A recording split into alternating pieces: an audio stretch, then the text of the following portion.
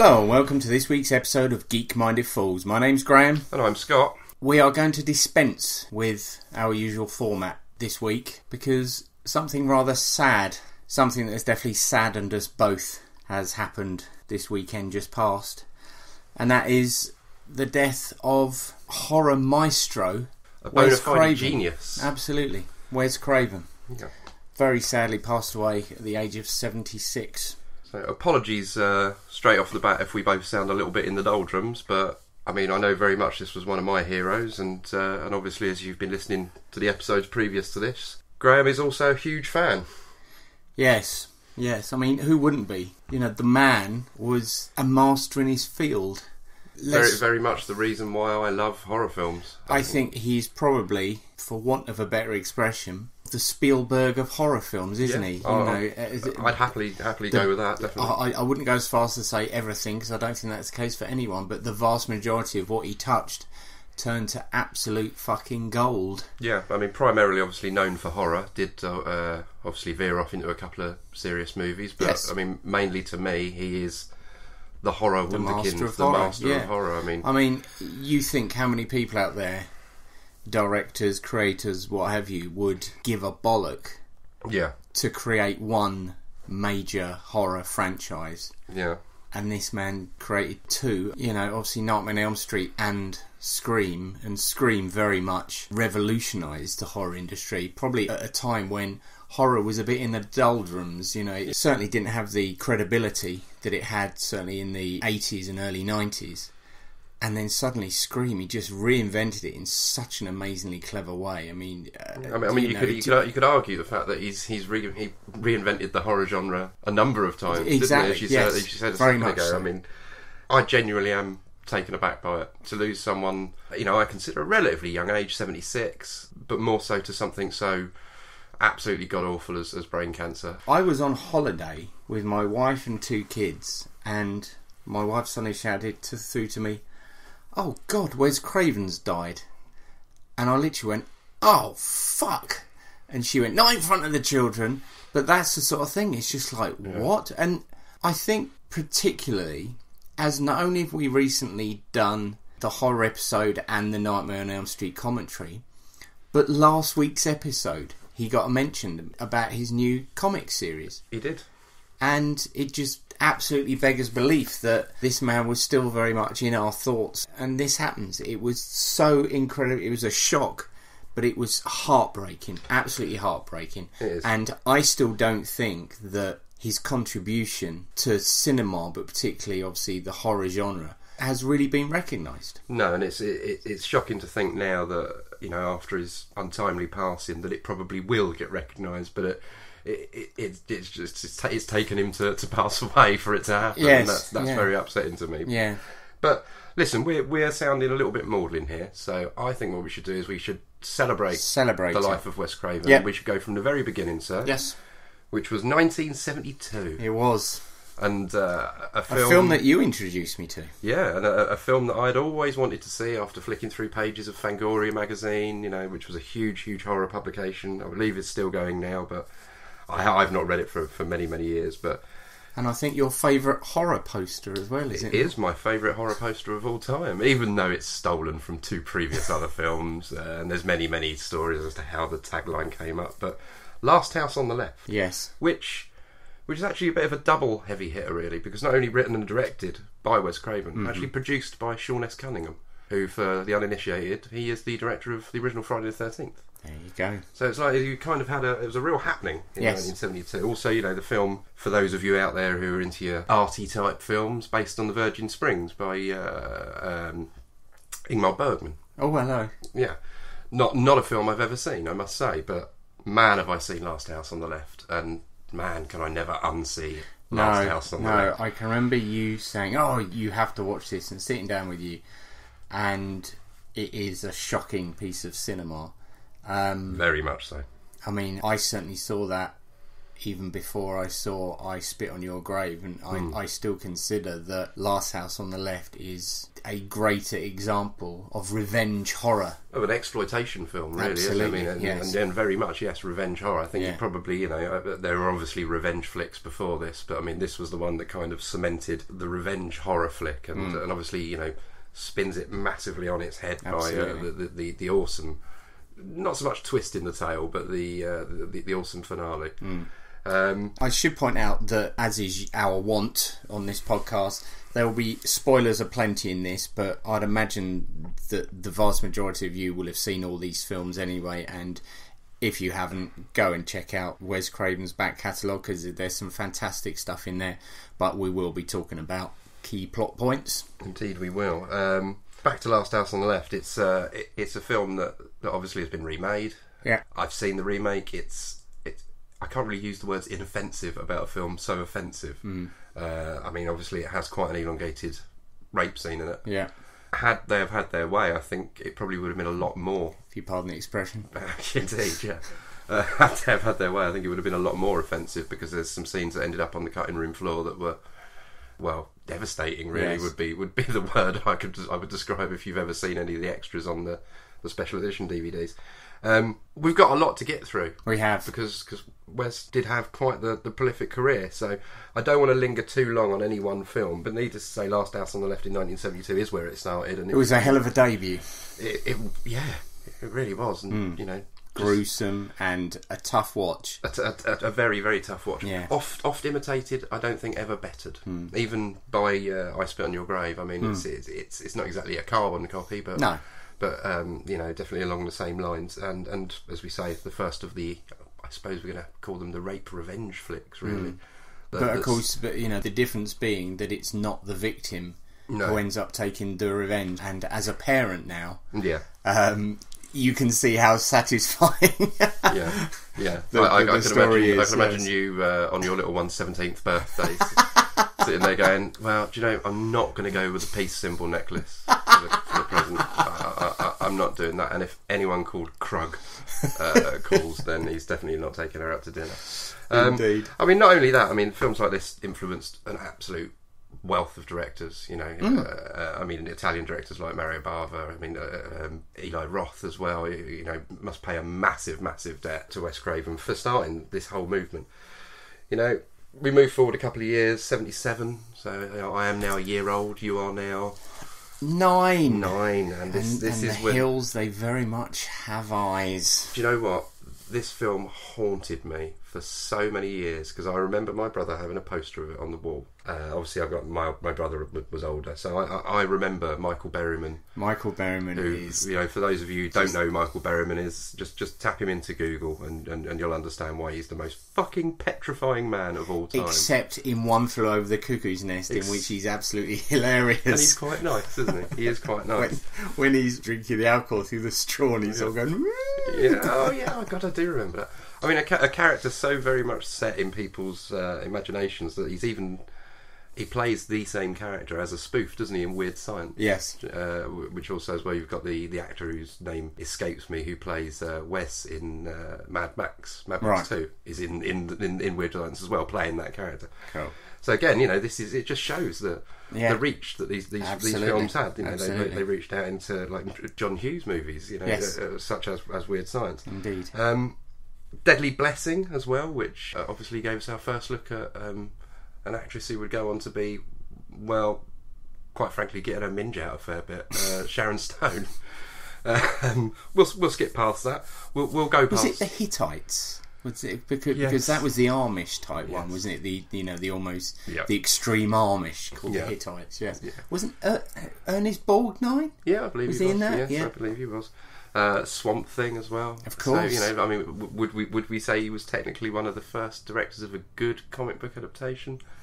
Yeah. Swamp Thing's not great, but it's not terrible. Yeah. But let's put it this way: I own it, but it's still sealed.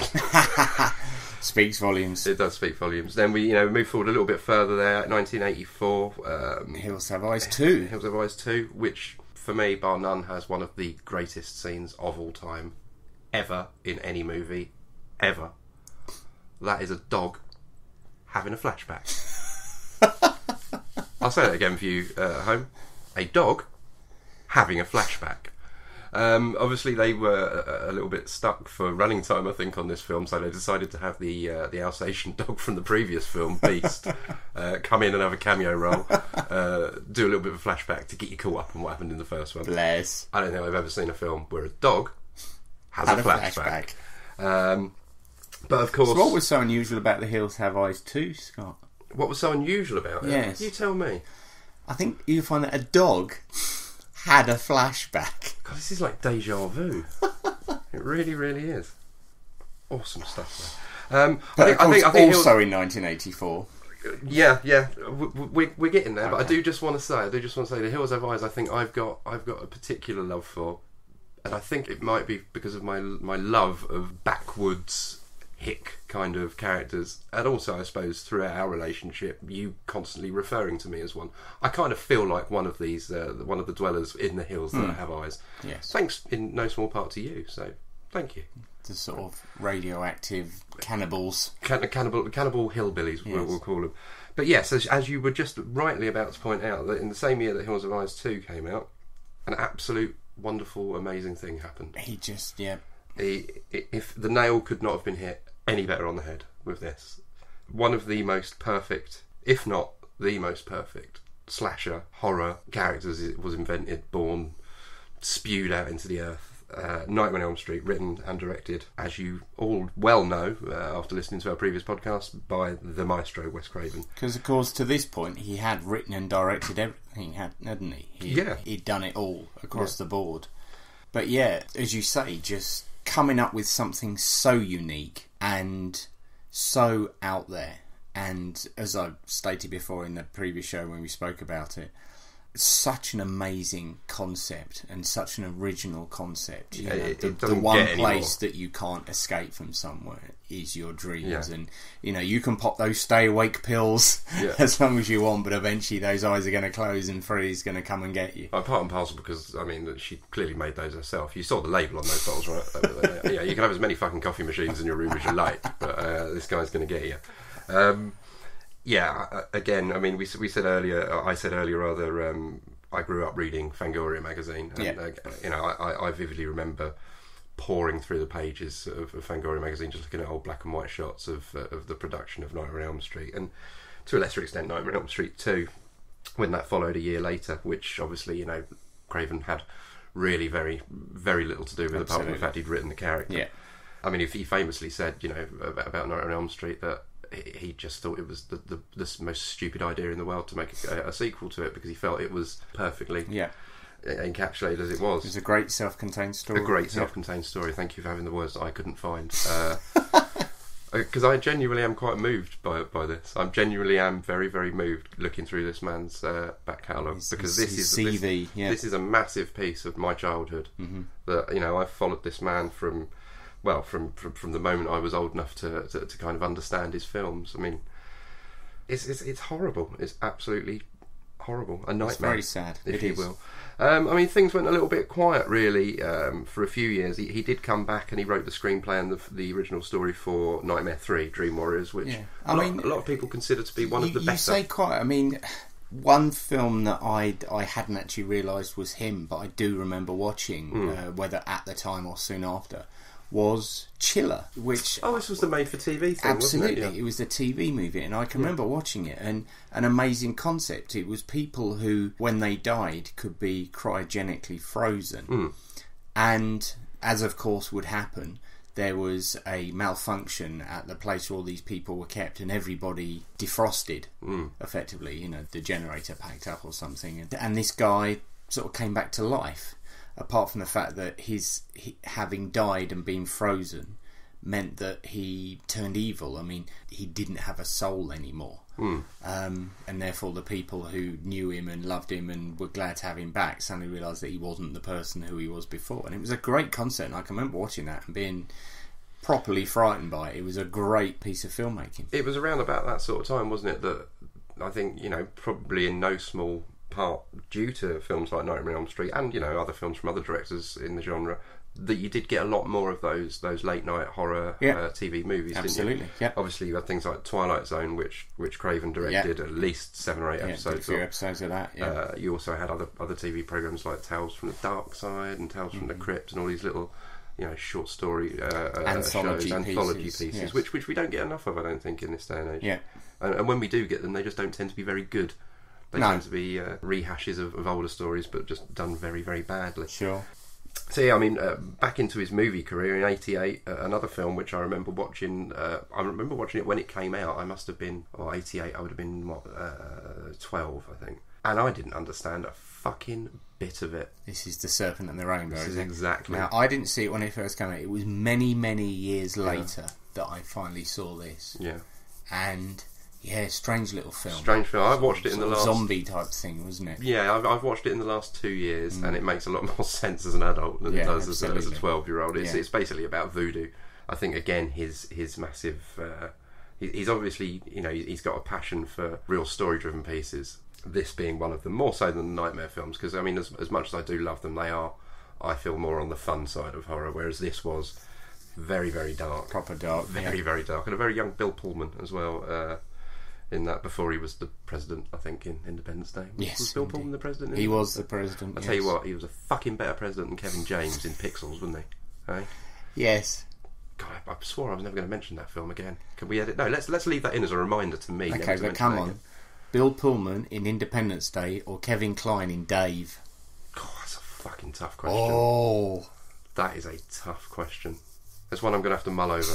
Sorry, Wes, we've gone off topic. Don't worry, Wes would be happy that we were discussing who was. I mean, he was. This is the other thing that, you know, I've always known, reading up a lot about Wes Craven. You know, not just in preparation for this, but you know, for years I've read about the man. He was a very, very kind, gentle, and very, very amusing man, and not the sort of man you would expect all these horrific tales to come out of. But they always say that people who write and create nasty horror are exercising those demons. They are getting all of their dark stuff out, and therefore the person that they therefore are is very kind and gentle and nice. Like the tiny chick in Poltergeist. This house is clear.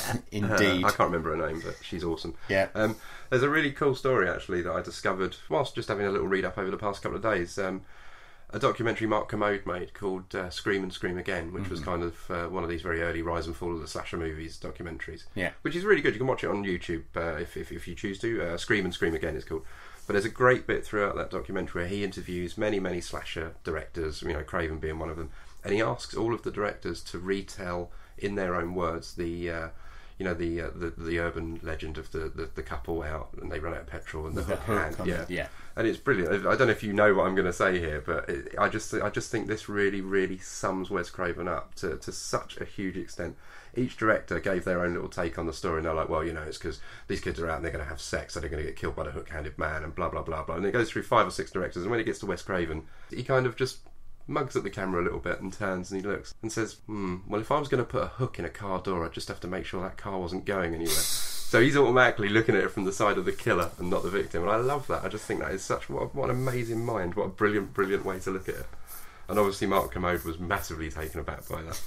I didn't realise as well that Mark Kermode had championed Last House on the Left to have it re-released in this country. Oh, okay. It unfortunately failed at the time, but as we all know from, well, I say as we all know, as I well know from reading endlessly about the those 39 movies that were banned throughout the UK, that it, like many others, eventually did get re-released, uncut, and even remade. Mm-hmm. After The Serpent and the Rainbow, something very odd happened. In 1989, Wes Craven unleashed what can only be described, I think, as a shocker of a movie. A shocker of a movie entitled Shocker, which involves a man who is put in the electric chair. Yes. He is killed, and then he... But before he's killed, he swears that he will come back and take his revenge on the people who put him there. He does very much a kind of a Freddy light. Yes, I mean, the thing is, he did embrace, he was clearly constantly trying to come up, and it happens again and again throughout his later career. Yeah. He's trying to come up with a Freddy Mark II, another thing that will stick, and occasionally veered towards the cheese the cheese side of the board. Yeah, very much. But one thing I always remember about this is just seeing the video cover in the rental stores. It was literally the guy in the chair, wasn't it, with all the electricity and his hair going up and the orange jumpsuit. The tagline was "No more Mr. Nice Guy," wasn't it? I think, which never made any sense to me because he never said it throughout the film. I think it was just an excuse to use that particular track by, I think, was Alice Cooper. I think who did "No More Mr. Nice Guy." Wasn't it? It was. It's a ridiculous film. It's a lot of fun, but if you can watch it for free, which you can on YouTube, watch it because it's worth a watch. You'll recognise some faces in it as well. But again, he wrote and directed that one. That was his first time since Nightmare on Elm Street that he had written and directed. He did. I mean, you just saying there that he was, more than likely looking for a Freddy Mark II there. I've watched a few interviews with Wes Craven over the years, and I do recall him saying that, the amount of times throughout his career that he was told by execs, the horror genre is all washed up. Yeah.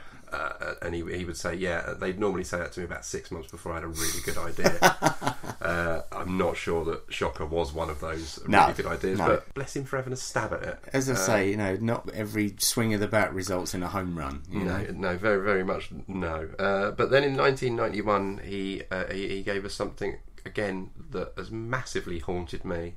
It's just so different. I mean, just a great idea, an amazing concept. Yes. The People Under the Stairs. Yes. I am fucking cold thinking about it. My flat hasn't got... The only stairs in my flat... The people under my stairs are the neighbours, or actually some paint tins. Yeah. But fuck me, I could never live in a house that had a door that led under the stairs or went anywhere like that because of that film.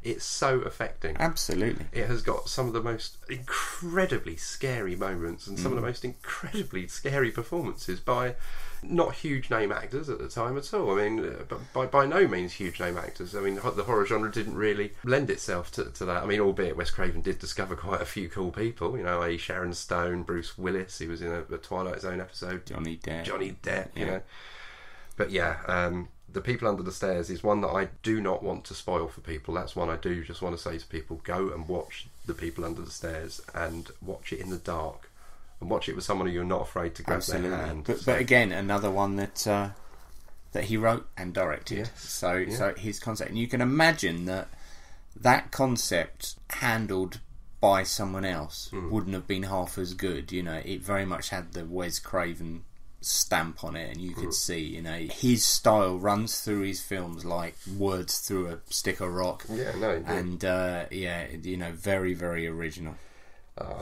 What was he thinking though in 1995? Well, of course, before that in 94 he did Wes Craven's New Nightmare, didn't he? Let's not skip that one, because I think when you consider that at this point the Nightmare on Elm Street franchise was becoming a bit of a joke, and I think to breathe new life into it in such a clever way, I mean, not 100% successful, but simply in terms of taking something that was quite tight and actually setting the film in the real world, so that making it very meta. So that he was a director, and Robert Englund and Heather Langenkamp were actors and actresses, and obviously you got that great bit where England sort of comes out in the Freddy get-up, and you've got the kids in the audience with the studio audience. Yeah, that's right. And I think again, to have launched Freddy Krueger 10 years earlier, and then to almost have an existential horror film was brilliant, fantastic. I mean, what a stroke of genius. It certainly went a long way in 10 years, didn't it? That character, absolutely, really, really did. But yes, you were going to say 95. Just what the fuck? Or better words would be "get the fuck out of here." Given the Eddie Murphy out of here. Eddie Murphy as Vampire in Brooklyn. I mean, Jesus H. Which was intended to be a comedy horror, I think, in the same vein that American Werewolf was intended to be a comedy horror. And I know American Werewolf has got its comedic moments, but I still think it's an all-out horror film in my eyes. It has got comedic moments in it. I think the problem here is reading about this particular film. Eddie Murphy didn't want to be mean. He didn't want to be an awful villainous character. He wanted to still keep his Eddie Murphy charm, which you can't really fucking do, can you, if you're going to be a vampire? Yeah. And apparently Wes Craven being the gentleman that he is, just kind of went along with it and said, "Yeah, Eddie, Okay. yeah, Eddie, no problem, Eddie, no problem." I mean, that could well have been, equally as good or equally as successful as the John Landis movie, the Innocent Blood, which I absolutely adore, which is another vampire movie with, I'm never going to be able to pronounce her name correctly, but I believe it's Anne Parallel. Right, Which have you seen the movie Innocent Blood? No, I haven't. Absolutely brilliant movie. It is a comedy horror. It's got some great performances throughout it, and I think that's kind of what they were going for with Vampire in Brooklyn, but it just didn't really hit the mark. But then the next year was very fortuitous. Fucking home run again, wasn't it? Not only fortuitous for him, but I think fortuitous for fans of the horror genre in general, purely for the fact that not only did, as you say, fucking do it again, he literally took a whole genre and turned it upside down like head. A fucking egg timer. Yeah. He turned it so that, and I think the pivotal role in this was Jamie Kennedy. Yes, he's very good. Because whenever we watch horror films, we're always going, no, but hang on, but why is he doing that? And he wouldn't do that and that. And to actually put somebody in the film who's saying that about the film they're in, what I find, of course we're talking about Scream. Yes. And also as well, the only way I can actually ever watch Jamie Kennedy without wanting to kill anyone. Very true. Because he is abrasive, I think would be a word I would use from years and But also, I mean, I know I said it last episode about Dawn of the Dead. We were saying about, the opening 10 minutes of the Zack Snyder remake of Dawn of the Dead was, probably, one of the finest opening 10 minutes of a horror film. Bar its score, bar its soundtrack. Yeah, but Scream is right up there. The whole Drew Barrymore setup is just fantastic. Which again, just great horror, suspense horror. He'd obviously learned, a great deal writing and making New Nightmare. Because obviously in the opening scene with Barrymore, with the whole the question, what's your favourite scary movie, and they reference Nightmare, don't they, as well? And she makes that she gives the brilliant line, oh yeah, Nightmare on Elm Street, I like the first one, but the rest were kind of stupid, weren't they? And I think that's just so great of him to be able to have a stab at his own characters. And there's the question about who was the killer in Friday the 13th, and she says it's Jason, and it's not, it's Mrs. Voorhees, and it was a real in-joke for horror fans, the whole thing, wasn't it? It was a massive love letter to everyone who had I suppose, for want of better words, wasted their time every other afternoon watching crap horror movies, or Friday evening after school for me was always, I'd be able to go to the video store and get 2 movies out, because these were the days when you weren't worried about kids watching horror movies because they were going to go out and become killers. Now they just become killers because basically they're fucking mental and they've got the internet. I mean, I think I've said on this podcast before that I think I was probably 8 when I saw Clockwork Orange. I was probably about 10 or 11 when I started watching really hardcore horror films. To your knowledge, have I ever killed anyone? Not to my knowledge, no. Well, I definitely haven't. Only verbally. I can be quite a slayer with my tongue. And then that's where the kind of the Rolling Stone, if you like, gathered more and more moss, didn't it? It's you got Scream 2, and then in 2000 Scream 3. 2005 we had what I consider to be not a horror film or a thriller, but I'm going to mention it because I really enjoyed it. Red Eye. Red Eye was one of the first films I went to the cinema with my wife. And we absolutely loved it. I mean, what a great performance by Cillian Murphy. Just playing an absolute psychopath, a complete nutjob, but clearly having so much fun with it. And I think in no small part probably the reason why they cast him as Scarecrow. Yes, maybe so. Showed he had that darker side to it. Because till up until then, we'd seen him in 28 Days had already been out by that time, hadn't it? By the time Red Eye was out. Yes. And I think he'd probably done some period drama pieces as well. Not that kind of period drama, Graham. But you have missed out, of course, in 1999. A very strange sort of tangent. I was going to come to that at the end, actually. Oh, were you? Yeah. Oh, okay. We'll tell. But no. Let's address it now, because I like the fact that you've picked up on it. Music of the Heart. You're speaking of, aren't you? Yes. Which is one of very, very, very, very few films that he directed which weren't horror. Was not a horror film at all. It was Oscar winning as well, I believe, for certain members of the film. I believe, I'm sure Meryl Streep got an Oscar for it. Did she? I'm pretty. I doubt that. This is something we'll have to look into. I mean, it was a true story, wasn't it? It was indeed. It was the story of a school teacher's struggle to teach violin to inner city Harlem kids. Absolutely. Had Gloria Estefan in it as well. I like a bit Gloria Estefan. I've heard that. Her and her Miami Sound Machine. Did she do Nasty Boy? Bad Boy. Bad Boy. Yes, with the purple cover on the 12-inch single that I've got in the cupboard. Bad boy. You make me feel so good. I knew you would. Didn't she have a metal backbone? Well, the bus that she was travelling in crashed and broke her back, and therefore she did have to have a metal pole inserted into her back in order to save her life, yes. Wow. Well, Gloria, if you're listening, well done. I don't know if well done's the correct thing to say in this. Alrighty then. In this situation, but that wasn't. It was an odd choice really for him to make. But again, showing his versatility. And all the while he was doing this as well. Let's not forget that he was off, writing, producing, and directing for TV. Yep. Little bits of TV stuff. I'm not as much of a fan of My Soul to Take as I am his other work, I must admit. I thought it was a bit hackneyed and a little bit... Of course you had Cursed as well in there, didn't you, in 2005? Yeah, which again...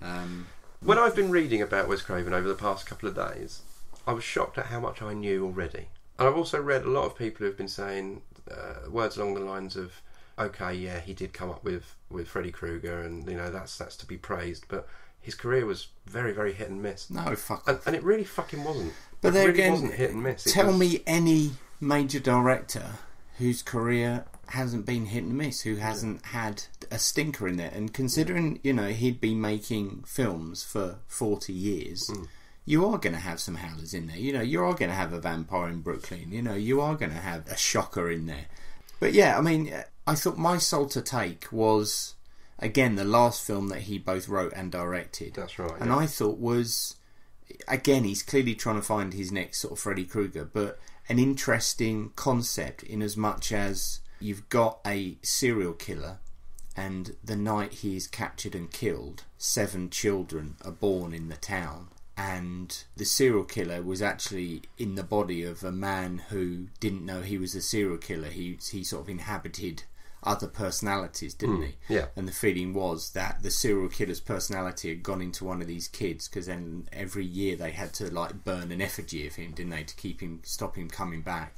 But then eventually murders do start, and the children actually start getting taken down and have to work out which one it is. And I thought a very clever concept, maybe not executed as well as it could have been, but again, the man always had a great idea. He would always come up with something fresh and original. And let's face it, one thing I think in this day and age that the horror genre is lacking is originality. Yeah. And one thing you can say about Wes Craven, whether it's a hit or a miss, he always came up with something fresh and different, and for that he has to be complimented. No, very much so. It's very amusing to think as well. I mean, again, I have been reading a lot about Wes Craven over the past couple of days, just because I genuinely have found it a little bit. I felt a bit empty over the past couple of days, knowing that obviously he'd just started his foray into comic books as well, which I think we were both very much looking forward to, and still are, and still are obviously. But knowing he's not going to be around anymore to give input to it, I would hope that I'd imagine it's all written. You wouldn't be launching a title, a 4-issue title, unless all 4 issues done already. Read. But but something else that I discovered while I was trawling through facts was the fact that he was originally set to direct Superman 4: The Quest for Peace. No. Yeah, and the reason he was replaced was because he had creative differences with Christopher Reeve. Excellent. Who I also thought was going to be one of these really nice guys. Blokes, Apparently he wasn't. Apparently he was quite nasty to Wes Craven. I can imagine Christopher Reeve getting quite possessive over the whole Superman thing and not wanting somebody to come in and do it a different way. I think he probably felt he was Superman and therefore no one could tell him how to do it differently. Indeed. But then of course his last directorial gig was in 2011, Scream 4, the last of the Scream franchise. I mean, quite fitting that that's the film that he would eventually bow out on. I mean, he did technically retire, didn't he, after that, and famously did an interview for an American newspaper, which escapes me, saying that he felt retirement was scarier than any plot for a movie he could ever come up with. So he was obviously, hellishly bored, doing nothing. But of course, did also frequently appear in front of the camera as well as behind it. Like cameos. Appeared in all the Scream films. Yeah. Of course, famously played himself in Jane Silent Bob Strike Back, Very the much so. 2001 Kevin Smith film. On the set of Scream 3, wasn't it? That's what are they queuing to get into the set? No, that's in Scream 3. They're in Scream 3 because they did the swap, didn't they? That's right, yes, of course. Yes. They're in Scream 3 in 2000, so he returned the favour and played himself in Jane Silent Bob the following year. But of course, crossing over with another one of your favourites, he was in Diary of the Dead. He was in Diary of the Dead, yes, to great effect as well. Like the newsreader. I don't know what to say regarding the loss of someone who I consider to be such a titan in the field. Absolutely, it is just a huge loss. It is a massive loss. I don't want this episode to sound too maudlin to people listening to it, but I do want everyone listening to this to understand that Graham and I do this podcast not just for you guys to listen to, but for us to talk to one another about these things as well. And this, as I said much earlier on in this episode, is a huge thing to me. A huge thing, because I wouldn't have the thoughts in my head that I have, and I wouldn't have the influences to create artwork or music or do things like this with Graham if it wasn't for people like Wes Craven. And this man genuinely does need to have not just some, but a hell of a lot of recognition poured over him. He needs to be celebrated. He needs to be celebrated. So I want everyone, after they've listened to this episode, to go and look on the internet and go onto IMDb and look at Wes Craven's IMDb page and look at the wealth of work that you've got to trawl through. Actually, not trawl through. You've got to choose from. Yeah. And if you want to start from the beginning with Last House on the Left, then good luck to you. If you just want to trawl through, like I know one of my very close friends and one of our listeners, Mr. Michael Drinkwater, after we did the Nightmare on Elm Street episode, went home and watched every single Nightmare on Elm Street movie and texted me, I think, pretty much after every one to say, watch that one, seen that one was rubbish, that one was brilliant. At the end of the day, we aren't saying go and watch every Wes Craven film, but tell you what, as Scott said, go onto IMDb, look at the amazing catalogue of work that he has, pick one that you've never seen before, and, whether it's Amazon Prime or, pick it up for £3 from Amazon or Netflix, whatever, just watch it. Just watch a Wes Craven film that you've never seen before and just enjoy the hell out of it, because the man was a master. And he paved the road for so many who came after him. About very few people can it be said that they changed a genre of cinema, and he very much did that. He changed the way that horror is seen, the way that horror can be written, the way that horror can be portrayed. An absolutely amazing creative force, and a great loss. Just very sad. And Wes, we will miss you, and we will always have your work to look back on, but we tip our Geek-Minded Fool's hat to you and say thank you for everything. Yeah, thank you very, very much, sir. And at risk of sounding like Shaw Taylor, don't have nightmares. No. I think we're going to wrap up there. Yeah. And I would like to end on a little quote from Wes Craven. It's simply, horror films don't create fear, they release it. Indeed. Well, we hope we haven't been too down. It's we wanted this to be a celebration, but obviously it is a very sad thing for both of us. But that's it for this episode. So for myself, Graham, and myself, Scott, thanks very much for listening, and we'll see you next time.